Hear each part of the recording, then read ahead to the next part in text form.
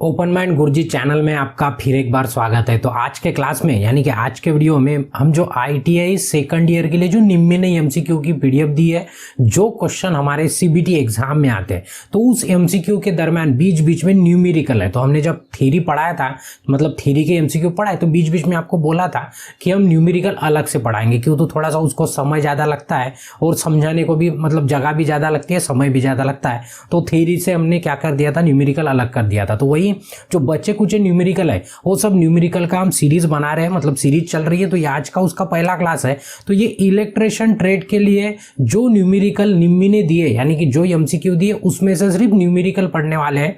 और ये क्लास कौन कौन देख सकता है? अगर आप आईटीआई कर रहे हो और सेकंड ईयर में हो, फर्स्ट ईयर में तभी तो देख ही सकते हो, बट आईटीआई सेकंड ईयर में हो तभी भी देख सकते हो। और अगर आप कॉम्पिटिटिव एग्जाम की अगर तैयारी कर रहे हो तो तभी भी ये न्यूमेरिकल आपके लिए बहुत महत्वपूर्ण है। अगर आपको इसी जो ये मिनी एमसीक्यू का जो पीडीएफ दिया है, मतलब लगभग 550 एमसीक्यू है, उसका अगर आपको पूरा थ्योरी का सीरीज देखना है तो आपको प्लेलिस्ट में जाना है। ITI second year electrician theory MCQ इस नाम से एक प्लेलिस्ट है। उस प्लेलिस्ट में पूरे हमने वहाँ पे समझा दिया है, मतलब पूरे क्वेश्चन वहाँ पे एक्सप्लेन करके। वो थियोरेटिकल हो गया, बट अभी आज के क्लास में हम क्या पढ़ने वाले हैं, सिर्फ न्यूमेरिकल। अगर आप आईटीआई कर रहे हो और आपको सीबीटी एग्जाम की मतलब डेमो टेस्ट देना है या तो मॉक टेस्ट देना है, तो वो भी हमने फ्री में अवेलेबल करा के दिया है। उसका लिंक आपके डिस्क्रिप्शन में अवेलेबल है। उस लिंक पे क्लिक करके आप टेस्ट के पेज पे डायरेक्ट जा सकते हो। और साथ साथ जो निम्मी ने एमसीक्यू की पीडीएफ दी है उसे अगर आपको डाउनलोड करना है, जो कि हिंदी, इंग्लिश और मराठी तीनों मल्टीपल लैंग्वेज में, यानी कि एक है हिंदी प्लस इंग्लिश और दूसरा है इंग्लिश प्लस मराठी में, यानी कि आपको जो लैंग्वेज समझती है उस लैंग्वेज में आप डाउनलोड कर सकते हो। उसका भी लिंक हमने डिस्क्रिप्शन में दे दिया है, ठीक है। अगर आपको हमें फॉलो करना है या तो हमारे साथ सोशल मीडिया पे जुड़ना है तो ये हमारा आईडी है रोशन ताजने फॉर यू। किसी भी प्लेटफॉर्म से आप हमसे जुड़ सकते हो, ठीक है। और अगर चैनल पे आप नए हो तो आपको क्या कर देना है, चैनल को सब्सक्राइब कर देना और बेल आइकन दबा के ऑल नोटिफिकेशन ऑन कर देना है, ताकि जब भी हम कोई इस तरह का नया वीडियो अपलोड करें तो आपको उसका नोटिफिकेशन मिल जाए, ठीक है। तो चलिए बढ़ते हैं हमारे मेन टॉपिक की तरफ।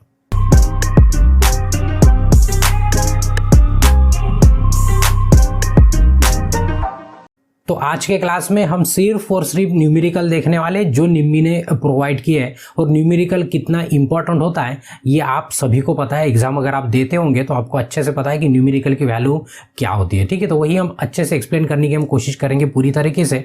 तो क्वेश्चन हमारे दो लैंग्वेज में रहेंगे, हिंदी प्लस इंग्लिश में। और ये आज का हमारा पहला क्लास है। अगर आप कॉम्पिटिटिव एग्जाम की अगर तैयारी कर रहे हो तो आपका अगर ट्रेड इलेक्ट्रिशियन है तो हमने इलेक्ट्रिशियन का एक मास्टर कोर्स बनाया थ्योरी का, फुल थ्योरी का, मतलब बेसिक से लेकर तक। तो जो भी कॉम्पिटिटिव एग्जाम में होती है, प्रतियोगी परीक्षा होती है, उसके लिए एकदम बेहतर है इलेक्ट्रिशियन और वायरमैन ट्रेड के लिए। तो अगर इसके बारे में ज्यादा कुछ जानना है तो आप ऐप डाउनलोड करके जान सकते हो उसके बारे में, उसका इंट्रोडक्शन वीडियो देख सकते हो, ठीक है। तो चलिए बढ़ते हैं हमारे मेन टॉपिक की तरफ। जो सेकंड ईयर का सिलेबस है उसमें ये आज का पहला क्वेश्चन है, बट यहाँ पे क्वेश्चन नंबर 14 इसलिए लिखा है क्यों तो ऊपर के क्वेश्चन और इसके नीचे के क्वेश्चन क्या होंगे, थ्योरी होंगे, तो इसलिए क्वेश्चन नंबर 14 लिखा है। आप उसका पीडीएफ डाउनलोड करके भी देख सकते हो। तो क्वेश्चन नंबर 14 है, लेकिन हमारे क्लास का ये पहला क्वेश्चन है, ठीक है। अभी दोनों लैंग्वेज में क्वेश्चन है तो हम दोनों पढ़ने की कोशिश करेंगे। देखिए, how many parallel path in duplex lap winding, ठीक है। लैप वाइंडिंग, आपको वाइंडिंग के बारे में बताया, एक वेव वाइंडिंग होती है और एक क्या होती है, लैप वाइंडिंग होती है। तो यहाँ पे डुप्लेक्स है, डुप्लेक्स यानी कि 2, कभी ट्रिप्लेक्स रहा तो क्या होता है, 3 होता है, तो ध्यान में रखना है। तो ये लैप वाइंडिंग है, फिलहाल के लिए इतना ध्यान में रखिए कि ये क्या हमारी लैप वाइंडिंग है। उसके बाद winding of 4 pole DC generator की वाइंडिंग है। कहाँ की वाइंडिंग है, डीसी जनरेटर, तो हिंदी में देखेंगे तो 4 पोल का एक डीसी जनरेटर है, उसमें डुप्लेक्स लैप वाइंडिंग है। कौन सी वाइंडिंग है, लैप वाइंडिंग है। तो इसमें पूछा है कि कितने समांतर रास्ते होंगे। तो आपको अगर पता होगा लैप वाइंडिंग और वेव वाइंडिंग दोनों का अगर डिफरेंस पता होगा तो लैप वाइंडिंग में जो समांतर पाथ होते हैं जिसको हम ए से डिनोट करते हैं, वो समांतर पाथ लैप में कितना होता है, जितना हमारा पोल रहेगा उतना ही होता है। वही अगर वेव वाइंडिंग बोल दिए होते तो उसमें हमेशा के लिए 2 होता है, हमेशा के लिए कितना होता है, 2 होता है। तो लैप वाइंडिंग में जितने पोल है उतने ही वहां पे नंबर ऑफ पैरेलल पाथ रहेंगे। तो यही पूछा है कि कितने समांतर रास्ते होते हैं। तो समांतर रास्ते कितने होते हैं, जितना हमारा पोल होता है उतना ही होता है। बट किस वाइंडिंग की बात कर रहे हैं, लैप वाइंडिंग की बात कर रहे हैं।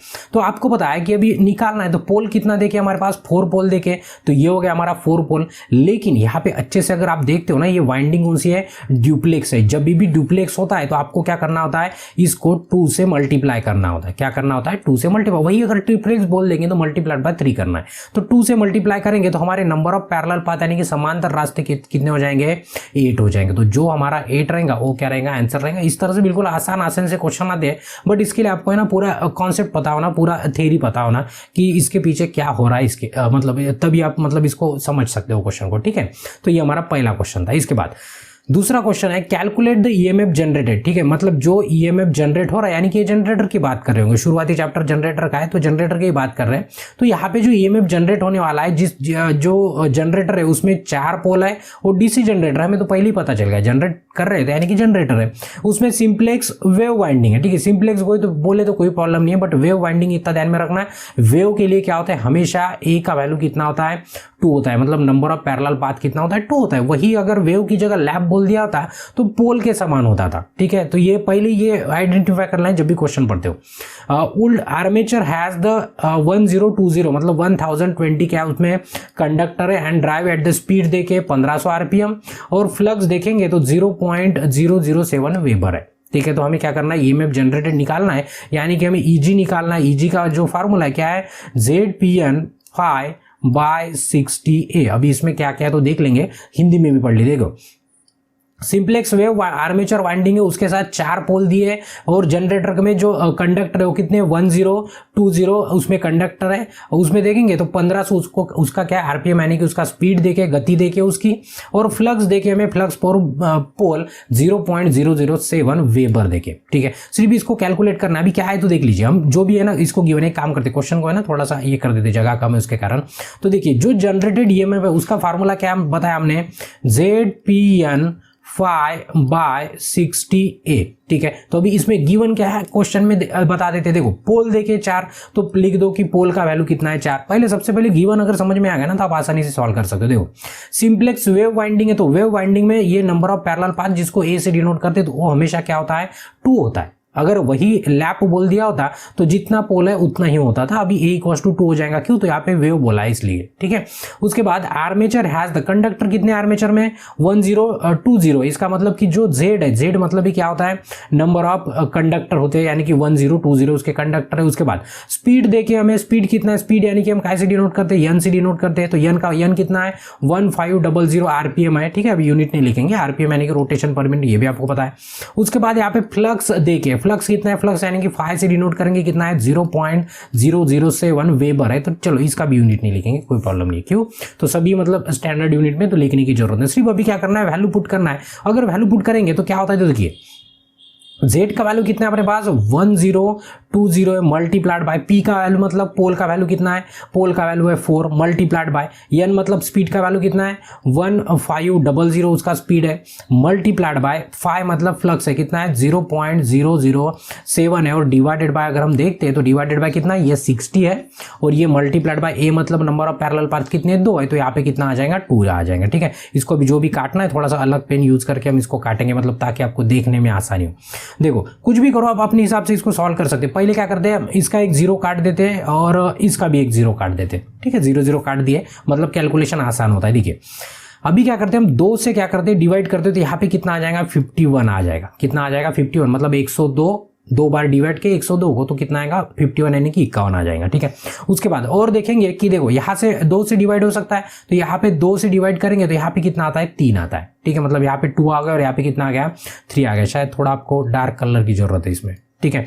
उसके बाद अभी यहाँ पे 3 है, ऊपर में 2 आ गया, और से देखो कि कहाँ पे डिवीजन हो सकता है, तो देखेंगे 3 का डिवीजन यहाँ पे हो सकता है, मतलब कितना होता है 3 से अगर डिवाइड करेंगे 15 को तो 5 3 कितना होता है 15, तो ये हो जाएगा 5 और ये 2 0 थे तो जैसी क्वेश्चन मतलब 500 आ गया यहाँ पे। तो अभी नीचे में कुछ नहीं बचा है, सब कुछ कैंसिल हो गया। इस तरह से कैंसिल करेंगे तो आपको आसानी जाएंगी सॉल्व करने के लिए। तो देखिए ये हो गया 51 × 2, उसके बाद यहाँ पे ये 2 भी हो गया, मल्टीप्लाइड बाय 500 है, मल्टीप्लाइड बाय 500 है, और मल्टीप्लाइड बाय 0.007 है, ठीक है। आप अपनी तरीके से कैलकुलेशन कर सकते हो, जरूरी नहीं कि हम जो बोल रहे हैं उसी तरह से आपको करना है, ये कोई इंपॉर्टेंट नहीं है। आपको जो तरीका जमता है आप उस तरीके से जमा सकते हो, ठीक है। तो देखिए 51 मल्टीप्लाइड बाय 2 कितना होता है 102 होता है, ठीक है, मल्टीप्लाइड बाय। अभी क्या करेंगे, इसका अगर 2 0 काटते हैं तो ये पॉइंट क्या होता है 2 बार इस तरफ घिसता, मतलब ये राइट साइड भागता है, लेफ्ट से लेकर राइट साइड जाता है, लेफ्ट से राइट साइड। आपका अभी हमारा लेफ्ट और आपका हमारा राइट और आपका राइट अलग है, बट तभी भी आपका लेफ्ट से लेकर आपके राइट की तरफ जाता है अगर ये जीरो अगर काटते हैं तो अगर काट देंगे तो देखो ये जीरो अगर काट देते हैं हम तो क्या हो जाएगा, ये वाला ये जो 0.0 मतलब क्या था देखो 0.000 इस तरह से था, 7 था समझो, तो ये था यहाँ पे पॉइंट था, यहाँ पे पॉइंट था, अभी 2 जीरो काट दिए यानी कि इसको 2 बार यानी कि सीधा सीधा 100 से मल्टीप्लाई करेंगे ना तो ये हो गया 1 और ये हो गया 2, मतलब यहाँ पे कितना आ जाएगा, यहाँ पे आ जाएगा 0.7 आ जाएगा ओनली, कितना आ जाएगा 0.7। तो यहाँ पे क्या है, यहाँ पे बचा है 5 मल्टीप्लाइड बाय 0.7। तो आप अपने तरीके से क्या कर सकते हो, इसको मल्टीप्लीकेशन कर सकते हो, जो आपको तरीका जमता है उस तरीके से। हम अभी कोशिश करते हैं, अगर आपको ये कैलकुलेशन आता है तो आपको वीडियो मतलब स्किप करके थोड़ा सा आगे जा सकते हो, अगर आपको आता है। कंफ्यूजन है तो हम बता देंगे कि किस तरह से सॉल्व करना है, ठीक है। देखो 102 और 5 का मल्टीप्लीकेशन करने की कोशिश करेंगे तो ये मल्टीप्लीकेशन हो जाएगा, बाजू में कर देते 102 मल्टीप्लाइड बाय कितना कर देना है, 5 कर देना है, 5 से मल्टीप्लाई करें तो 5 इंटू 2 कितना होता है 10, 10 का 0 बचा है 5 इंटू 0 कितना होता है 0 प्लस 1 कितना होता है 0 प्लस 1 मतलब 1 ही होता है, ठीक है। तो ये हो गया 10, 5 इंटू 1 कितना होता है 5, तो ये हो गया 510 हो गया।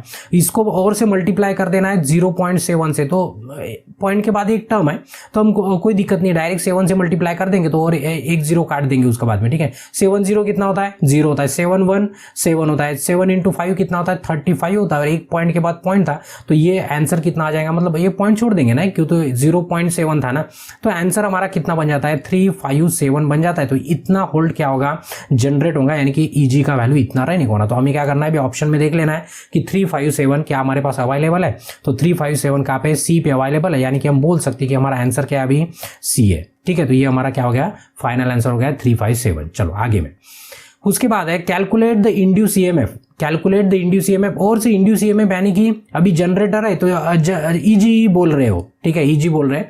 तो जनरेटेड ईएमएफ 4 पोल है, कितना है 4 पोल है, 100 आरपीएम है, उसमें अभी लैप वाइंडिंग है, टोटल नंबर ऑफ कंडक्टर 600 है, और फ्लक्स देखे 0.064, इस तरह से फ्लक्स देखे।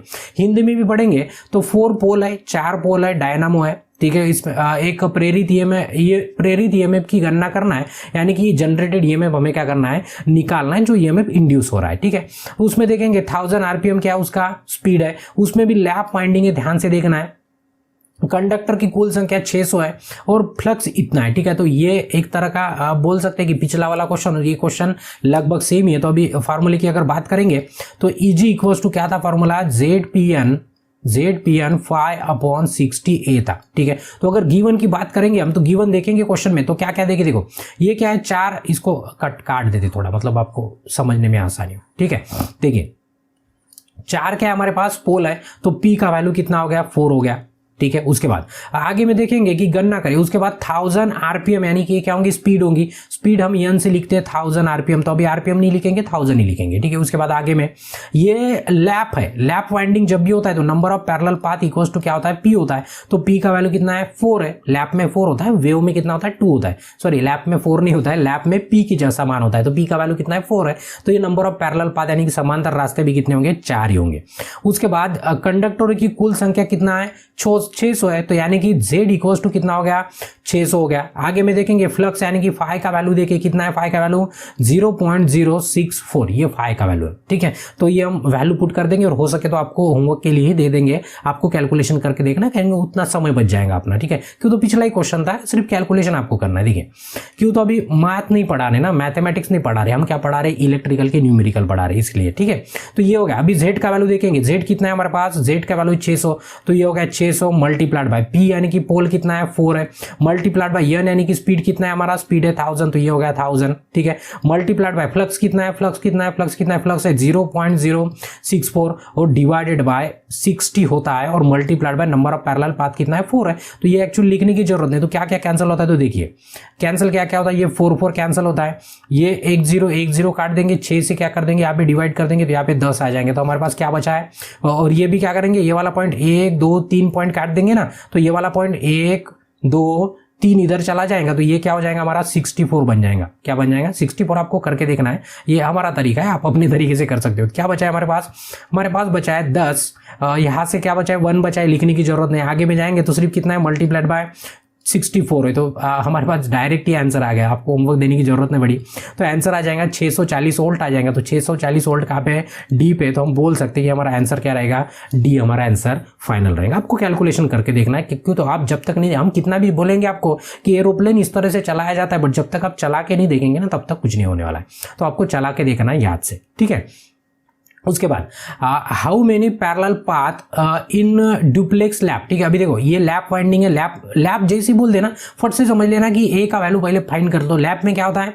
ए इक्वल्स टू क्या होता है? पी होता है, ठीक है। वेव में क्या होता है? ए इक्वल्स टू 2 होता है। तो ये डुप्लेक्स है, डुप्लेक्स यानी कि 2 होता है, यानी कि इसको क्या करना पड़ेगा? मल्टीप्लाइड बाय 2 करना पड़ेगा, मल्टीप्लाइड बाय 2 करना पड़ेगा। अभी न्यूमेरिकल में देखेंगे आगे में।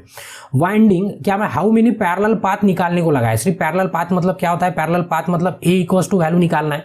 तो आगे में तो पढ़ने की जरूरत नहीं, यहाँ पे पोल देखे और डीसी मोटर की वाइंडिंग है, अपने को कोई मतलब फर्क नहीं पड़ने वाला है, जनरेटर हो या तो मोटर हो। देखिए 4 पोल है डीसी मोटर में, आर्मेचर में डुप्लेक्स लैप है, ये सबसे इंपॉर्टेंट है, ये यही हमारा क्वेश्चन गलत करा देता है, ठीक है। डुप्लेक्स लैप है, तो लैप पढ़ लेते हम, डुप्लेक्स छोड़ देते, उसके कारण गड़बड़ हो जाती है। डुप्लेक्स लैप वाइंडिंग में कितने समांतर रास्ते होते हैं? क्या पूछा है? कितने समांतर रास्ते होते? तो कितने समांतर रास्ते होते ये बताना है। तो ए इक्वल्स टू क्या होता है हमारा? हमेशा लैप वाइंडिंग के लिए क्या होता है? ए इक्वल्स टू पी होता है। बट यहाँ पे वाइंडिंग कैसे? डुप्लेक्स है। कैसे है? डुप्लेक्स है। जब भी डुप्लेक्स रहेंगे तो उसको क्या कर देना है? मल्टीप्लाइड बाय 2 कर देना है, यानी कि पी का वैल्यू कितना है? अभी पी का वैल्यू देखे 4 मल्टीप्लाइड बाय 2, यानी कि हमारा आंसर कितना आने को ना? 8 आने को ना। कितना आने को ना? 8। तो यहाँ पे देख लेते एक बार कैलकुलेशन करके। डुप्लेक्स था, लैप वाइंडिंग था। लैप में क्या होता है? लैप में हमेशा ए का वैल्यू पी के बराबर होता है, यानी कि पोल के बराबर होता है। यही वेव होता तो हमारा डायरेक्ट आंसर कितना आता था? 2 आता। तो यहाँ पे ध्यान में रखना है कि इसका आंसर 8 है, बट निम्मी ने जो एमसीक्यू का जो आंसर की दिया है ना, उसमें शायद इसका आंसर ए देखे, बट ये ए वाला क्या है? गलत है। तो इसका सही आंसर क्या रहेगा? 8 रहेगा, यानी कि डी रहेगा, ठीक है। तो आपको एग्जाम में आपको ए लगाना है कि डी लगाना है, आपको डिसाइड करना है, बट हमारा काम है, हम गलत नहीं पढ़ा सकते ना, जो सही है उसको सही बोलना हमारा काम है, क्योंकि तो हम आपके मास्टर है ना, इसलिए, ठीक है। तो इसका आंसर कितना आता है? 8 आता है, बट निम्मी में कितना दिया है? 2 दिया है, बट हमारा कहना है कि ये गलत है और डी वाला क्या है? बिल्कुल सही है, ठीक है। तो प्रूफ दिया है ना, प्रूफ के साथ बताया इसके लिए। उसके बाद what is the fuse rate of run 10 HP 3 phase induction motor at full load, ठीक है। अभी यहाँ पे बोला गया है कि फुल लोड पर 10 HP का 3 फेज का एक 3 फेज प्रेरण मोटर अपने क्या करना है? चलाना है। तो उसके पूछा है कि फ्यूज का दर क्या होगा। देखिए ध्यान दो, यहाँ पे है ना थोड़ा सा कंफ्यूजन होता है। कंफ्यूजन कैसे? कि यहाँ पे फ्यूज रेटिंग पूछा है, मतलब यहाँ पे पूछा है कि फ्यूज का रेट कितना होगा, फ्यूजिंग रेट मतलब जो भी फ्यूज लगाएंगे उसका रेटिंग कितना चाहिए।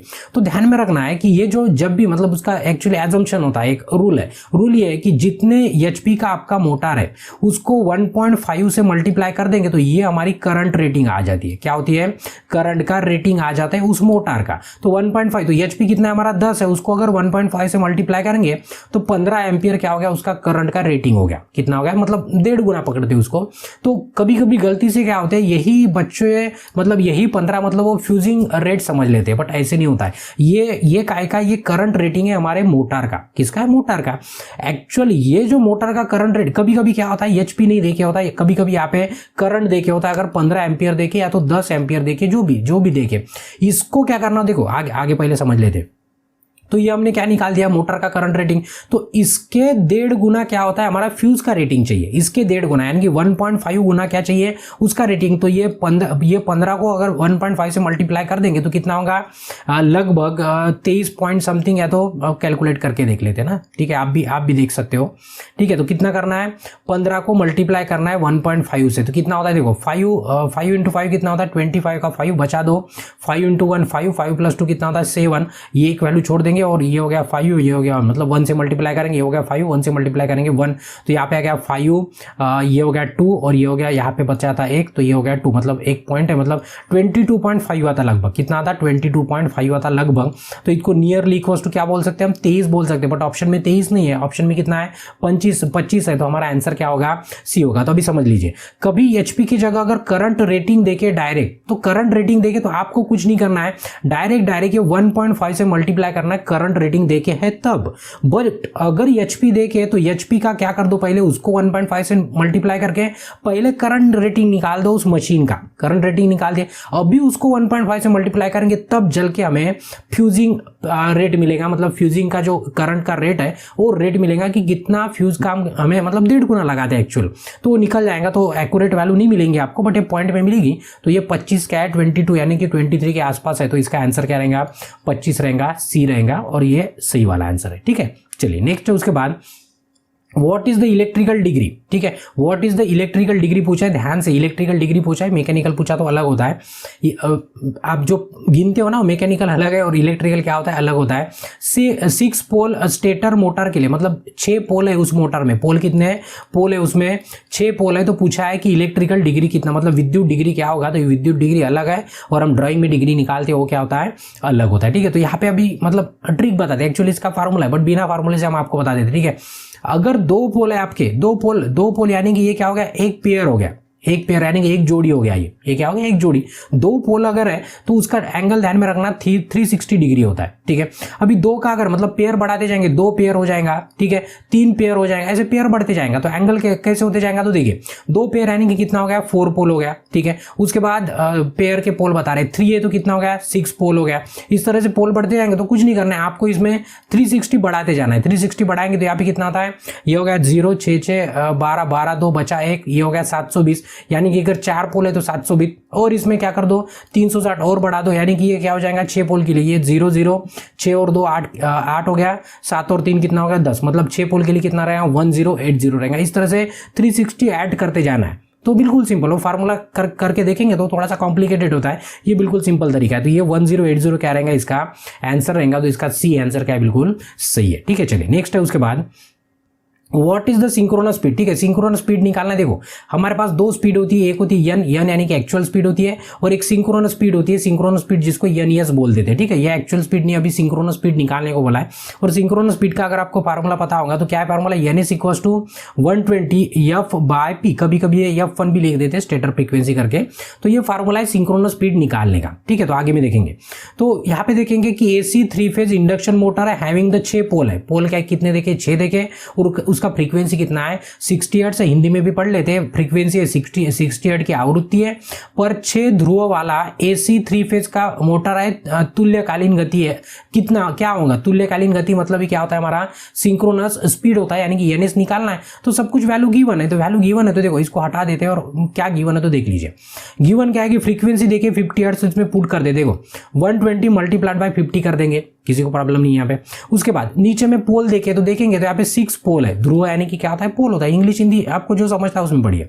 और डिवाइडेड बाय कितना हो गया, पोल कितना हो गया हमारा, सॉरी पोल पी लिख दिया, पोल पी नहीं है, पोल कितना है 6 है, बस डिवाइड कर दो, 6 से अगर डिवाइड करेंगे तो 6 2 12, तो ये हो गया 20 हो गया यहाँ पे। ठीक है, यहाँ पे बचा है फिर 20 × 50 कर देंगे तो कितना हो जाएगा 5 दूनी 10, मतलब 1000 क्या हो जाएगा आरपीएम हो जाएगा। ये क्या हमारा एनएस का स्पीड है, तो 1000 कहाँ पे बी पे, तो हमारा आंसर भी क्या रहेगा, बी बिल्कुल सही रहेगा। ठीक है, तो यहाँ पे क्या करते हैं, इस क्लास को रोक देते हैं और बाकी का इसके बाद वाले क्लास में कंटिन्यू करते हैं, बाकी की न्यूमेरिकल। तब तक अगर वीडियो अच्छा लगा है तो वीडियो क्या करना है, आपको एक लाइक करना है, आपके जरूरतमंद दोस्तों के साथ शेयर करना है, और आपके मन में कोई सुझाव है या तो डाउट है या तो कुछ छूट गया होगा हमारा बीच में, मतलब कैलकुलेशन में हो सकता है ना हड़बड़ाहट में छूट सकता है, तो आपको कमेंट कर देना है। और अगर चैनल पे मतलब चैनल अभी तक अगर आपने सब्सक्राइब नहीं किया तो आपको क्या करना है, चैनल को भी सब्सक्राइब कर देना है, और उसके बाद वाला वीडियो देखने के लिए नेक्स्ट वीडियो पे क्लिक करके आप देख सकते हो। तब तक के लिए ब्रेक लेते हैं, धन्यवाद।